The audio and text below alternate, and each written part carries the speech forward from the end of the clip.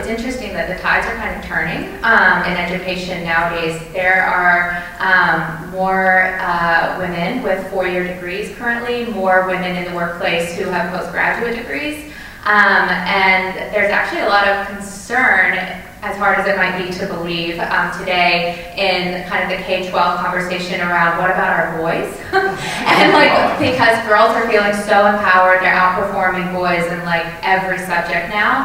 And so it's a lot of young girls are encouraged to go into any sport that a boy might play, whereas boys aren't necessarily encouraged to go into a female sport, whatever that means. But it's interesting how the tides are kind of turning, so I thought I'd throw that out there as well. Thank you for raising that.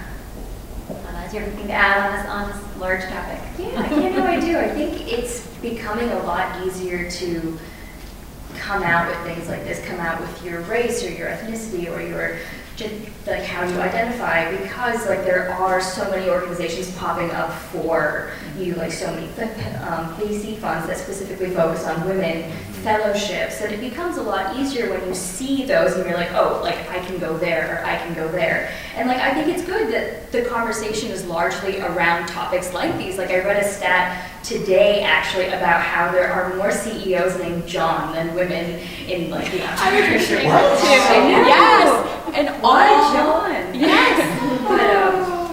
But it's just people are talking about this and they're reading about it and it's coming to the forefront finally. And so it's actually I feel like it's become an asset for me, because the world that we work in, we work with catering.